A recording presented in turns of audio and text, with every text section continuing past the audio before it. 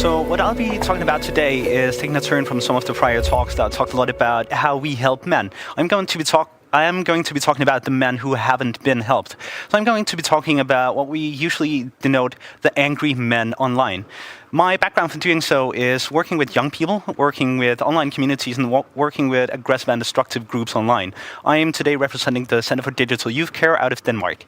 And what me and my colleagues have been doing for the past couple of years have been making and analyzing, building magazines such as last year's Angry Young Men, where we talked about digital radicalization.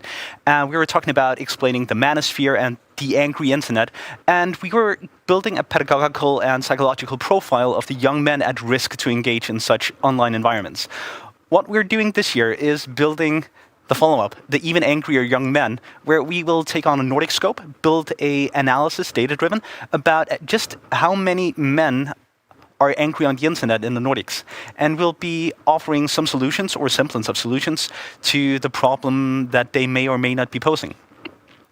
Our hypothesis for this work is that we see young men gathering in online communities to discuss sadness, ostracization, and feelings of loneliness, all the very vulnerable feelings that men also have. We know that some of these men analyze their plights as sadness or lives not being as good as they're supposed to be.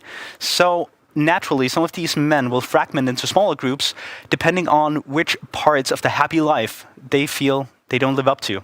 Maybe it's sexual awareness, maybe it's sexual attention or reputation, maybe it's respect in an academic situation, maybe it's just society's attention that they lack. Whatever it is they're lacking, they'll find other people who will echo that notion. And we know that some of these men will in turn promote violent, manipulative, revolutionary, or in other ways anti-democratic solutions to their problems. What we've found out over the past handful of years when researching this topic is that there is indeed a disproportionately large amount of young men gathering online to discuss feelings of vulnerability.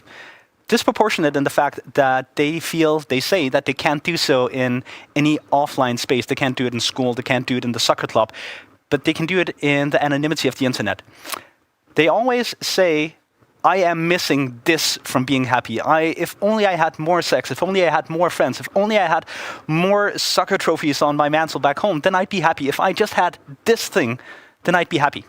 We also know that a lot of these young men will dislike being happy because they're told that that is not a manly way to feel. So instead of being unhappy, they turn to anger. So this anger needs a direction, and often we see that this direction is pointed at other minorities. Usually it's women, it's immigrants, it's people of different belief systems, or it's black and indigenous people of color. It's always somebody else. To make a strong others creates a strong us, and these men often need that. What we see is that these young men are broadly, and I mean very broadly, divided into two big groups. One of them is political in nature. That's called the alt-right. The alt-right is made up typically of men that have very strong opinions about anybody but themselves. It's immigrants, it's different belief systems, it's women, it's progressive family structures. It's usually based in American politics of the past 10, 15 years, but it's also a counterculture. It's a political ideology that offers not solutions, but just problems with what exists. We should not progress. We should not do this. We don't like this idea. So in this oppositional value, we see not one spokesperson. There's not a head of the alt-right angry internet party, but there's influencers, there's spokespeople, there's role models.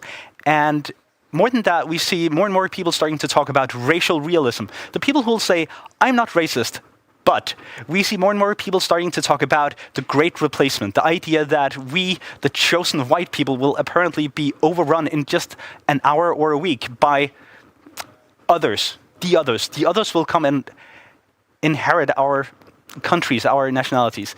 And we see the alt-right as a very strong, extremely conservative when it comes to family and identity policies movement. But most importantly, it's digital. So even though there might be real-world politicians mimicked or idolized in this community, it's always the digital community standing behind them that's of interest. And this might just be a political ideology. This might just be people voting more right than you and me at the next election. But it's also opinions mimicked by mass murderers, terrorists from all around the world. It's a set of inherited values that are shared on the internet. That's not shared on Facebook or Instagram or Snapchat. It's shared further out in more obtuse places on the internet. The other side is not a political ideology. That's a sexual and identity policy-based ideology. It's called the incel ideology, the involuntary celibate. It's a group of men that gather online to discuss why they are involuntary celibate, why they are not given or why they cannot get sex. They don't have a spokesperson, but they do have role models, just like the alt-right. They have a very fixed idea that the more involuntary celibate, the further removed from the potential of having sex you are, the more true to this ideology you must be. They believe that sexual prowess or sexual potential is built into people. It's in your cranial structure, it's in your skin color, it's in how you were born, not who you are. And they believe that there is a very typical us and them. Them being the sexually greedy men, us being the everlasting virgins. And women are also built into two groups. One has acknowledged, the Stacys, that sex is what women can offer, therefore they offer it, they put it on sale, and they definitely put it on display. The others, the Beckys, they're all right, but they're still evil because they're women, but they haven't found out that sex is a commodity they can use to gain traction or power in society and in policy today. One necessity here is that this group of men feel that sex is a right. Therefore, when they're denied sex, they feel oppressed by women and by the greedy men who take all of the available sex. Both of these movements talk about pills. Once you take the red pill from the movie Matrix, you have seen the light, and then you're obligated to fight against the oppression that tries to hold you down, tries to keep you away from political prowess or sexual potential. And this might just be people who do not have sex, but it's also an ideology mimicked by mass murderers and terrorists, and people uploading manifests and videos to even further out places on the internet than the alt-right manifestos. So this is not a set of inherited values, but rather a set of inherited ideas about how the world and how people are built. And they connect. Because we have creeds such as this one. Feminist culture will eventually end up being squashed because the men have either become too demoralized or too weakened to protect their women, or because they have become so fed up with the incessant ridicule that they just don't care anymore.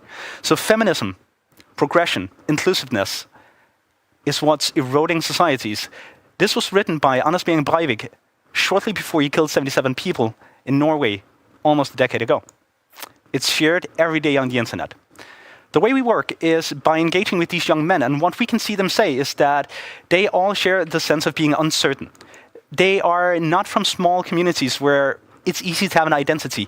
They all say that they got lost in society, and the more you get lost in society, the more important it becomes to have someone who is just like you. And if you don't find that in that society, well, there's always the internet.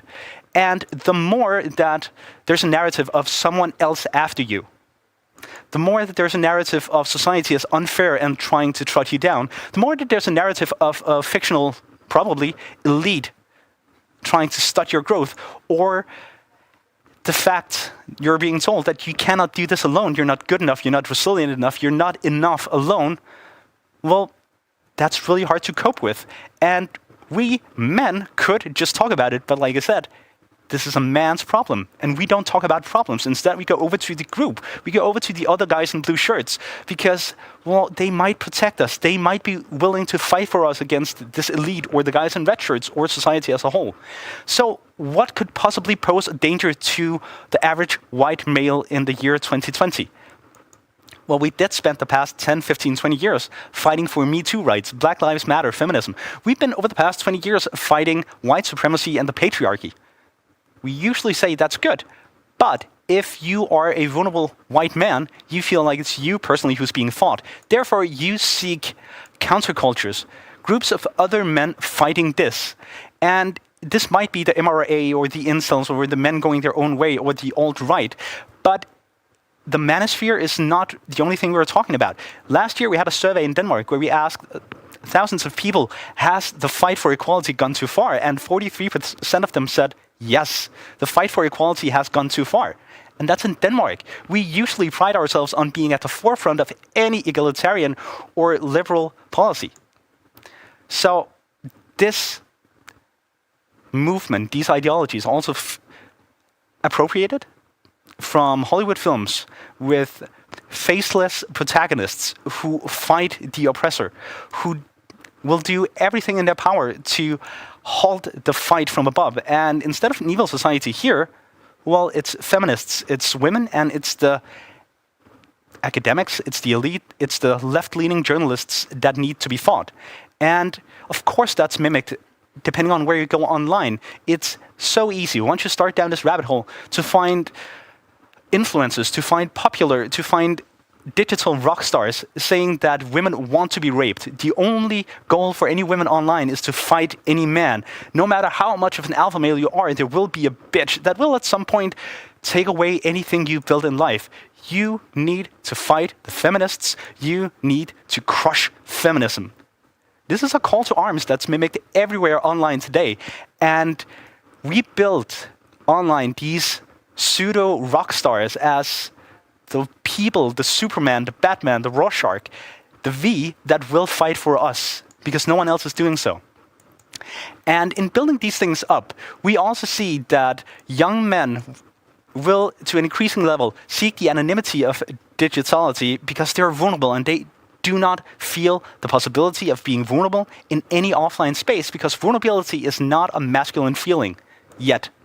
So why don't they just go to Facebook or Instagram or Snapchat like the rest of us and receive a bunch of likes for happy pictures of food or vacations or pictures with our girlfriends and so on? Because they don't. We see them congregating at different image boards or secluded media or on the dark web. And we need to ask ourselves the question, why do these men, having the ability to go everywhere online, choose the abusive digital relationship instead of the happy Instagram world? Because happiness is really hard to live up to. If you're on Instagram, there's an expectation that you're happy, you're good looking, you have friends, you have happy pictures that I can go in and like. If you don't, well, the feeling of not having that, of being a loser, of being vulnerable, is multiplied tenfold. So instead of trying to win at the Instagram life, instead of trying to live up to this bar, we see these men instead trying to tear down the bar. And like one of the young men that we interviewed in this project told us, the child who's not embraced by the village will burn it down to feel its warmth, or he'll build his own village. And we see more and more of these movements starting to promote men going back into nature, women going back into the kitchen, and immigrants going back to wherever they came from in order to build a nice new society where they can be happy. They are, in fact, a movement of, they call themselves real men, need for real women with real policies.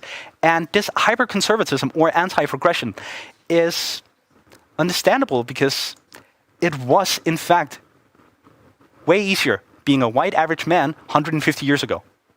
It's still a pretty sweet deal, but it was easier. So there's this narrative of the man's man, and there's a very nice, like almost like a 10-step plan to become a real man, to become the good man. You need to be one with nature. You need a job that makes you money. You need to eat meat, not soy products, no vegan diets. You need one woman. You need to be able to protect her. You need to drink your coffee black. Like there's this set of rules how to be a good man, how to be a happy man that deserves happiness from society. And the attraction of that, if you're vulnerable, if you're lonely, if you don't have the group of blue shirts in your immediate physical vicinity, this is incredibly attractive. So what we do see is that when we talk to these young men, they are in the midst of the inevitable fluctuation between being happy and sad. Most of us are either happy or sad. Most men will say, I'm fine. But when we're not happy, when we're not as happy as can be, we usually go to our support systems, our hobbies, our friends, our colleagues, our loved ones, because there we might get a little bit of happiness. If we don't believe in those systems, or if the systems don't give us that, we become unhappy. And if we at some point give up believing in those systems, we despair. If we don't feel like being despaired, well, we might choose to get angry and just choose some agency in this problematic world. And anger, despair, unhappiness are incredibly hard feelings to stomach because they're focused on me and they're focused on my feeling of not good enough. Instead, we see these men choosing to form countercultures, direct that anger at something else, direct that anger at not what they're missing, but who's keeping it from them. This means that we effectively create a radicalized digital environment where we meet to discuss about the others that are keeping us from the happiness we deserve. And all of these countercultures will have an object, like who and what's keeping us from this happiness.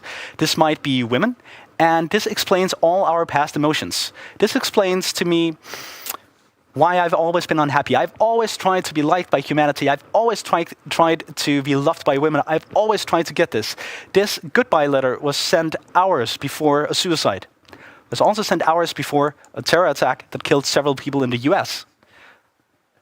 It's a goodbye letter. It's a suicide letter by someone who said, I just try to fit in. I just try to be loved and liked. This is not a murder letter or a suicide letter by someone who's angry. This is a letter by someone who is incredibly sad and incredibly vulnerable.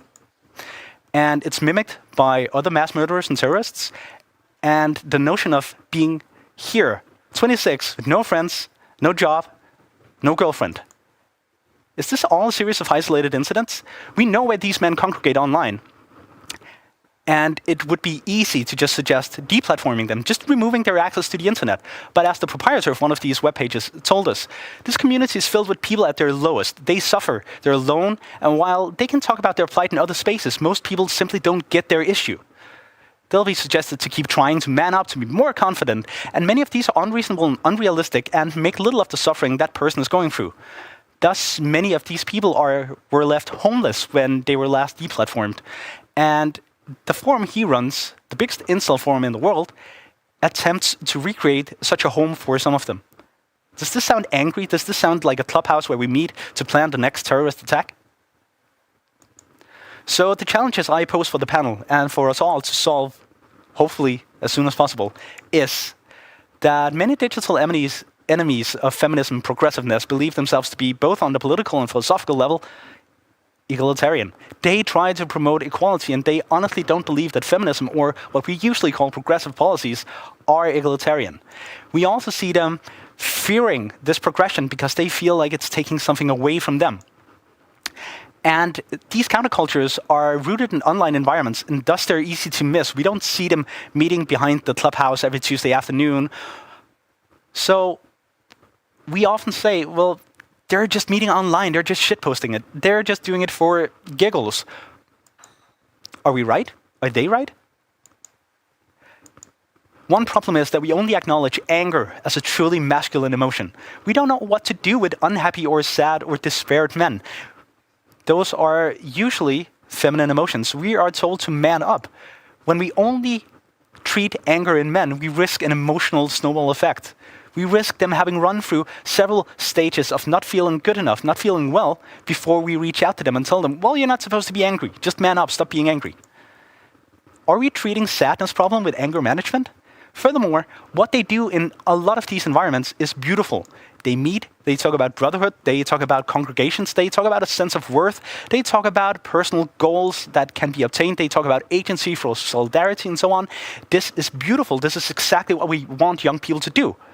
But when we don't engage with them before they get this far out, all of these very beautiful things will be directed at something very ugly and very dangerous and very violent in nature, namely fighting against perceived oppression. So my closing remarks will be that I see that if we reduce these movements to just being angry or just being violent, we're fixating on a symptom rather than the root cause of the problem. Thank you.